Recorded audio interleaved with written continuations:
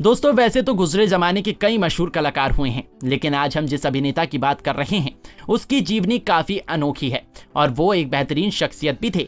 आज भले ही लोग उन्हें भूलते जा रहे हों, लेकिन एक जमाने में वे अपने अभिनय और तर्कवादी विचारधारा से लोगों को काफी प्रभावित किया करते थे।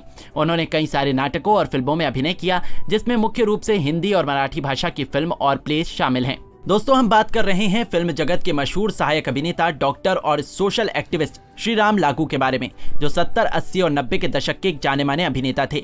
आज के इस वीडियो में हम आपको उनके शुरुआती जीवन, व्यक्तिगत जीवन और फिल्मी करियर के साथ साथ उनके जीवन से जुड़े कुछ रोचक तथ्यों के बारे में बताएंगे, जिनके बारे में शायद ही आप जानते होंगे। उनके शुरुआती जीवन की बात करें तो उनका जन्म 16 नवंबर साल 1927 को सातारा, महाराष्ट्र में हुआ था। उनका परिवार काफी रईस था। उन्होंने अपनी शुरुआती पढ़ाई भावे हाई स्कूल से पूरा किया और हायर स्टडीज के लिए उन्होंने फर्ग्यूसन कॉलेज में दाखिला लिया।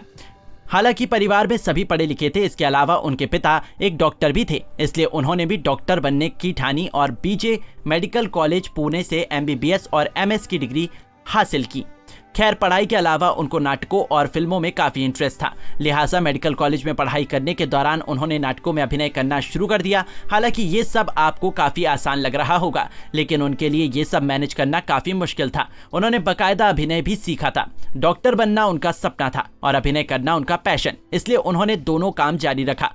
शुरुआती दौर में वो एक नाटक ग्रुप से जुड़े, जिसका नाम प्रोग्रेसिव ड्रामेटिक एसोसिएशन था। उसके माध्यम से उन्होंने नाटक में अपना अभिनय जारी रखा और मराठी भाषा के साथ साथ कई हिंदी भाषा के प्लेस में भी अभिनय किया। उन्होंने हिंदी और मराठी कुल मिलाकर करीब 20 नाटकों को निर्देशित किया था। खैर, उन्होंने एक अभिनेता के रूप में सबसे पहले मराठी भाषा की फिल्मों में अभिनय करना शुरू कर दिया और साल 1972 में एक मराठी फिल्म पिंजरा से अपने अभिनय करियर की शुरुआत की। आपको बता दें कि इस फिल्म में उन्होंने एक शिक्षक की भूमिका निभाई थी। हालांकि ये फिल्म मराठी भाषा की हिट फिल्मों में से एक थी। कहा जाता है कि इस फिल्म को दर्शकों ने इतना पसंद किया कि इसका असर हिंदी फिल्मकारों पर भी पड़ा। कहने का मतलब ये है कि सिनेमाघरों में ये फिल्म बहुत चली और बाकी प्रोड्यूसर सिनेमाघरों से इस फिल्म के हटने का इंतजार कर रहे थे ताकि वो अपनी फिल्मों को रिलीज कर सके।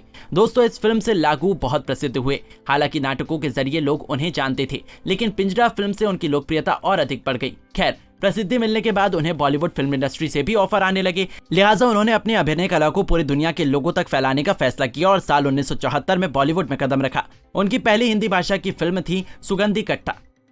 हालांकि इस फिल्म में उन्होंने एक छोटा सा रोल किया था, लेकिन उसी साल उन्होंने अपनी दूसरी बॉलीवुड फिल्म में अभिनय किया, जिसका शीर्षक था मेरे साथ चल। इस फिल्म में वो रवि के किरदार में दिखाई दी। हालांकि ये फिल्म बॉक्स ऑफिस पर अच्छी खासी नहीं चली और एक औसत फिल्म बनकर रह गई। उसके बाद वो साल 1975 में आई फिल्म पोंगा पंडित में दिखाई दिए। इस फिल्म को प्रयागराज द्वारा निर्देशित और सुरिंदर कपूर द्वारा निर्मित किया गया था। इसमें मुख्य भूमिका में राज कपूर के बेटे अभिनेता रणधीर कपूर और अभिनेत्री नीता मेहता दिखाई दी। यह फिल्म भी बॉक्स ऑफिस पर औसत रही।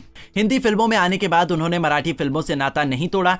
वो अपने फिल्मी करियर में अक्सर कई शानदार मराठी फिल्मों में नजर आए, जिसमें सामना, कठपुतली, सिंहासन, खिचड़ी, मसाला और नागरिक जैसी कई फिल्में शामिल हैं। दोस्तों उन्होंने अपने अभिनय से सभी का दिल जीता और लगातार फिल्मों में काम करते रहे। 70 के दशक में उन्होंने कई फिल्मों में अभिनय किया, जैसे हेरा फेरी, बुलेट, बारूद, ईमान धर्म, किनारा, घरौंदा, देश परदेश, फूल खिले हैं गुलशन गुलशन, मुकद्दर का सिकंदर, देवता, शालीमार, अंजाम और जुर्माना, जिसमें से साल 1977 में आई फिल्म किनारा और घरौंदा उनके फिल्मी करियर के लिए काफी सफल फिल्म साबित हुई।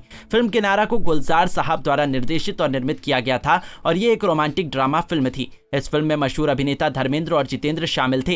इसके अलावा फिल्म में हेमा मालिनी भी दिखाई दी। इस फिल्म में लागू एक आर्किटेक्ट की भूमिका में दिखाई दिए। फिल्म बॉक्स ऑफिस पर सफल रही और आलोचकों द्वारा भी इस फिल्म को काफी अच्छा फीडबैक मिला।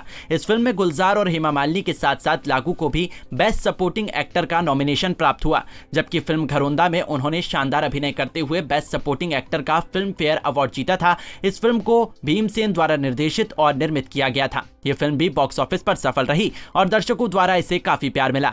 लागू की लोकप्रियता और बढ़ने लगी और वो धीरे धीरे दर्शकों के बीच एक सहायक अभिनेता के रूप में छाने लगे। इसी तरह उन्होंने कई और फिल्मों में अभिनय किया, जो उनके चाहने वालों के लिए एक यादगार फिल्म बन गई। 80 के दशक में उन्होंने थोड़ी सी बेवफाई, मकसद, लावारिस, लूटमार, ज्योति बने ज्वाला, नियत, निशाना और सदमा जैसी कई फिल्मों में शानदार अभिनय किया था। बहरहाल उन्होंने इतने सारी फिल्मों में अभिनय किया है कि उन सभी को एक छोटे से वीडियो में बताना बहुत मुश्किल है। खैर, वो अपनी आखिरी सांस तक फिल्मों में अभिनय करते रहे और अपने चाहने वालों को रोमांचित करते रहे। साल 2018 में हिंदी भाषा की फिल्म महान स्वतंत्रता सेनानी लोकमान्य बाल गंगाधर तिलक, स्वराज, माई बर्थराइट, में उन्होंने अपनी आखिरी फिल्म भूमिका निभाई।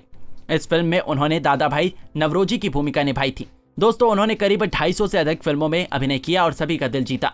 उनकी पत्नी का नाम दीपा लागू है, जो एक जमाने में नाटक, फिल्म और टीवी सीरियल की मशहूर अभिनेत्री हुआ करती थी। उन्होंने भी अपने अभिनय से दर्शकों को काफी एंटरटेन किया है। लागू का एक बेटा था जिसका नाम तनवीर लागू था, लेकिन साल 1994 में महज 23 साल की उम्र में एक ट्रेन दुर्घटना में उनकी मृत्यु हो गई। दरअसल कहा जाता है कि जब वो ट्रेन में सफर कर रहे थे तभी एक पत्थर उन्हें जाकर लगी। हालांकि ये पता नहीं चला कि पत्थर किसने मारा था। पत्थर लगने के बाद वो तुरंत अनकॉन्शियसनेस हो गए और कुछ दिन बाद उनकी मृत्यु हो गई। अपने बेटे की याद में लागू ने तनवीर सम्मान अवार्ड स्थापित किया, जो उनके बेटे के नाम पर रखा गया।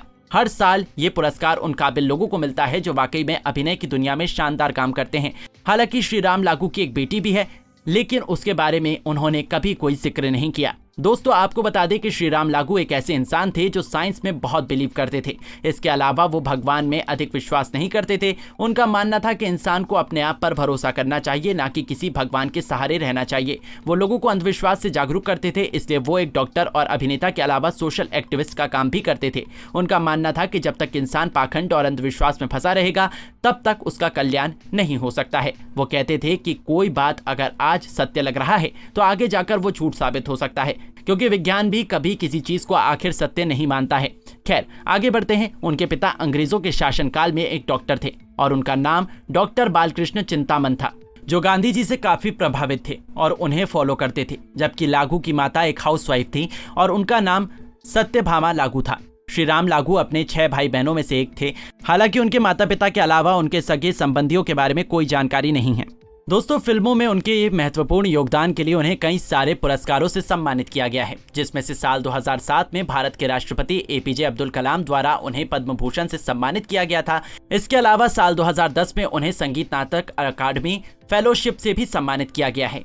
खैर, उन्होंने अपने पिता की विरासत को आगे बढ़ाया, जिसमें उन्होंने अभिनय भी जोड़ दिया। हालांकि उन्होंने अभिनय से सभी का दिल जीता ही, लेकिन अपने बेबाक अंदाज से भी वो लोगों को प्रभावित कर देते थे, क्योंकि वो बहुत तर्कशील थे और अंधविश्वास से काफी दूर रहते थे। खैर, 17 दिसंबर साल 2019 में लगभग 92 साल की उम्र में उनकी मृत्यु हो गई और वो दुनिया को अलविदा कह गए। खबरों के मुताबिक उनकी मृत्यु का कारण दिल का दौरा पड़ने से हुआ था, लेकिन आज भी लोग उन्हें याद करते हैं। दोस्तों, उम्मीद करता हूं कि आपको उनकी ये जीवनी पसंद आई होगी और आपने ज़रूर इस वीडियो से कुछ सीखने का प्रयास किया होगा। अगर आप उनकी अदाकारी और उन्हें पसंद करते हैं तो वीडियो को लाइक ज़रूर करें और ऐसी ही अनसुनी जीवनी के बारे में जानने के लिए हमारे इस चैनल को सब्सक्राइब ज़रूर करें। धन्यवाद।